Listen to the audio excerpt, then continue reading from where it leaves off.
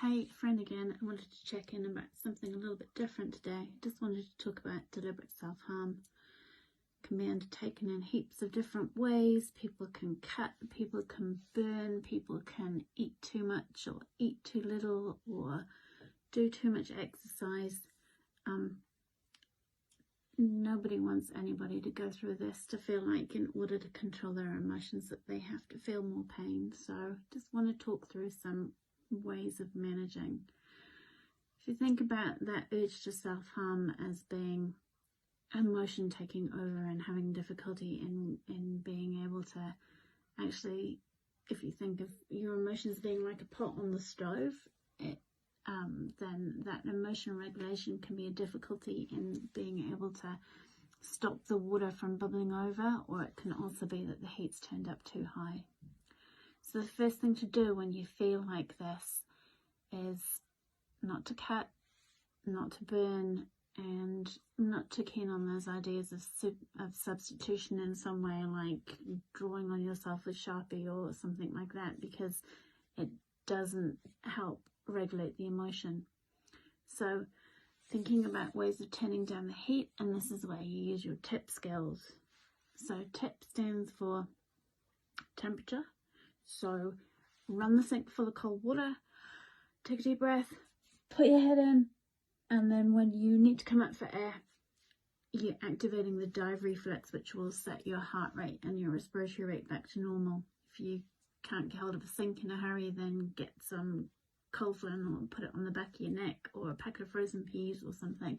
It just helps to reset the temperature in your body and restabilize your heart rate. You can try I for intense exercise. So grab a skipping rope, grab a hula hoop, jump up and down on the spot. It doesn't matter. After about a minute, if you're going hard out, again, you kind of use up all that excess adrenaline and you will want to stop and take a breather. P is for paced breathing. So that's the act of really focusing on slowing your breathing down, breathing in slowly through your nose, taking that breath down to the bottom of your tummy, feeling that feeling of fullness, and then just gently letting it go. Doing that in a way that you notice that you're slowing down and soothing. And P is for progressive relaxation. You can start at your toes, you can start at the top of your head, but just gently relaxing the muscle groups, letting everything go. And then I want to talk about some ways of taking that pot off the stove in the first place. Ways of distracting yourself can be even, thinking about making a deal with yourself that you will have a book of, or a photo album on your phone of memes that make you feel good, nice things, and that you will look through all of those before you undertake any kind of action. Or make yourself a playlist, make the deal that you will listen to everything on that playlist before you even think about taking things any further. We know that people who self-harm are really good on control in some ways, so that's a really good deal to make with yourself, and hopefully in that time you feel less inclined to act on the emotion. The other thing you can do is start making a list.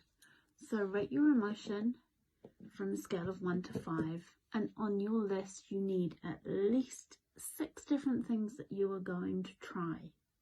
That might be drink a glass of ice water.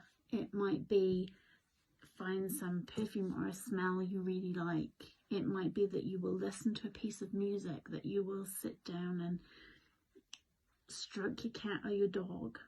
It might mean that you have some pictures that inspire you, or some reading that inspires you. It might mean that you get outside in the fresh air. It might be that you connect somebody that you feel like you can trust. And if you feel like that nobody close to you is that person, then you reach out to Lifeline or Youthline. But the point is that you will rate the intensity of your emotion out of 5, and you will try 1+ of those skills. So if you rate your emotion out of 5, you try 6 different things and then reevaluate. Nobody wants anybody hurting themselves. It's kind of a crappy enough world as it is. So just really hope that those kind of ideas will help you through some tough times. Cheers, have a good day.